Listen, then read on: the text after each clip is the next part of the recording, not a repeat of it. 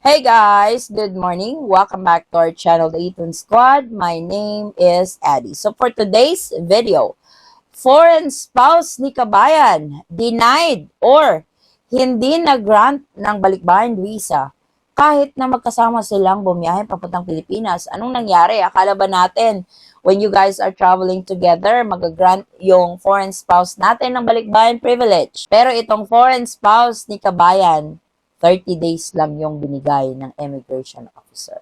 Pag-usapan natin. Details coming right.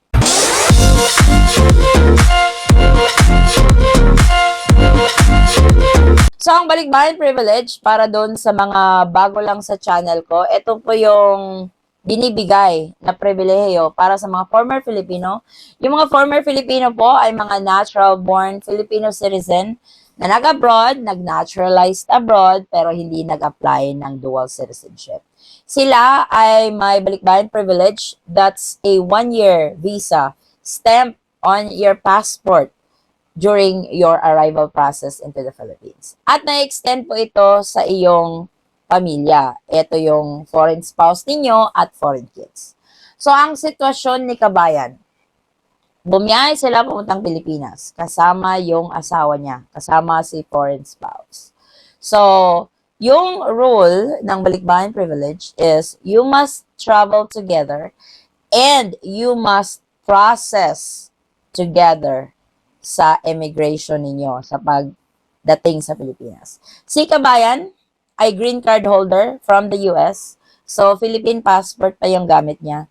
Then, yung asawa niya, foreign spouse. Ang naging problema nila is when they arrive in the Philippines, alam naman natin, may Philippine passport lane, may foreign passport lane. Naghiwalay ang dalawa. Doon nagsimula yung problema. Kasi nga, when you guys are availing for the balikbayan privilege, dapat andon present yung either former Filipino, dual citizen, green card holder, or permanent resident. Dapat andon si kabayan. Magkasabay. Pero yung nangyari sa kanila, kasi nga, doon siya pumila sa Philippine passport, si husband naman doon pumila sa foreign passport. So, akala ni immigration officer, he's there as a tourist. Kaya, 30 days lang yung tinatak na stamp sa asawa niya. Nag-email siya sa akin kung ano yung nangyari.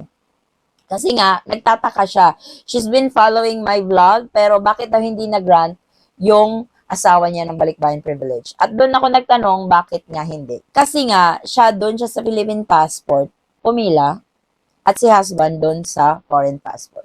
So, tandaan nyo kabayan, kapag kasama ninyo ang inyong mga foreign spouse, kahit Philippine passport ka, doon kayo pumila sa foreign passport. Hindi ka naman paalisin ng immigration officer kasi nga mag-asawa kayo, magkasama kayo. Kasi dapat magkasabay kayong na-process sa immigration para mag-grant ng 1-year balikbayan privilege yung mga foreign spouse ninyo. Okay lang siguro yon kung yung bakasyon nyo is for a few weeks. Pero paano kung magtatagal kayo sa Pilipinas? Sayang, di ba? Sayang yung 1-year visa-free na makukuha sana ng mga foreign spouse ninyo. So, tandaan ito kabayan. When you guys are traveling with your foreign spouse, at Philippine passport ka pa, kailangang magkasabay kayong i-process talaga.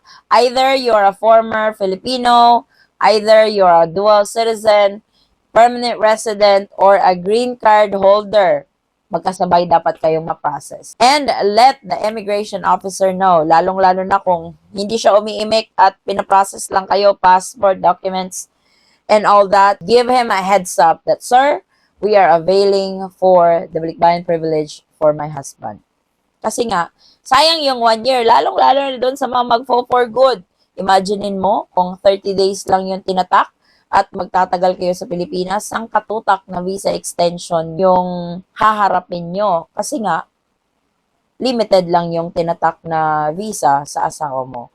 Kaya, importante, I don't know if it can be amended kasi upon arrival yung process. I don't know if some of the immigration offices ay pwede nilang gawin yon kasi sa airport yon nangyayari. But just to be on the safe side, kaya nga in every video that I put out, I specifically would address this issue that if you guys are traveling with your foreign spouse or foreign kids, kailangan magkasabay kayong i-process para maka-avail sila ng balikbayan privilege. Pero na lang kung yung mga foreign spouse niyo ay naka 13A or SRRV dito sa Pilipinas, you guys don't have to be processed together kasi may sarili din siyang status pagdating sa Pilipinas. But if your spouse don't have any of that visa that I mentioned, at for example, first timer ni asawa sa Pilipinas, kaya mas maigi talaga na magkasabay kayo. At alam ko that it won't matter kung yung stay nyo sa Philippines is mabilisan lang. Hindi kasi natin alam ang panahon. Hindi natin hawak, hindi natin yun control. So, for example, hindi kayo nag-avail ng balikbayan privilege para sa asawa niyo. What if nagka-emergency? God forbid, wag naman sana. Pero, let's think of the worst scenario here.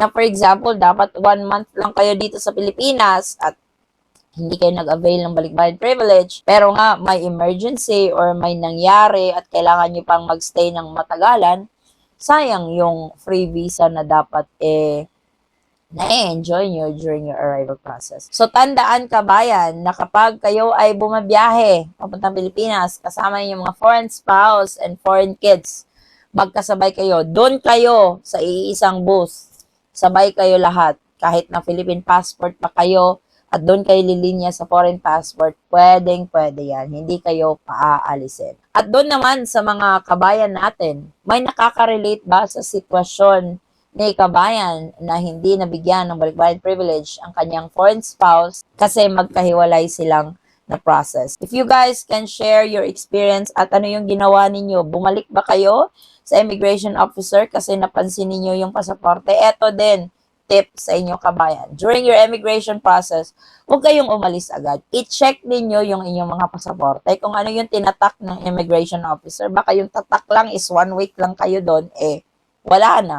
Nagbayad na kayo ng extension. Kaya wag lang basta-bastang umalis. I know it's their job to do it right, pero it's your job also to check what was stamped on your passport para sure lang ba. It's better safe than sorry kasi baka nakaalis na kayo, dumating na kayo sa bayat, hala, ano lang yung tinatak na immigration officer sa pasaporte ninyo. So know your right, know your privilege and benefits in the Philippines. Either you're a former Filipino, dual citizen, green card, or permanent resident para smooth yung biyahe nyo kabayan. And you get what you deserve when you are vacationing in the Philippines. So that's our latest.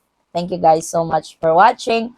Kung kayo man po ay may mga katanungan, maaari lang po mag-comment sa video ito at sasagutan po natin yan sa abot ng ating makakaya. Muli kabayan, ako'y nagpapasalamat sa inyong patuloy na suporta, tiwala, at pagmamahal sa aming channel, The Eton Squad. Mag-ingat po kayo palagi sa biyahe, stay safe, stay healthy, and God bless everyone.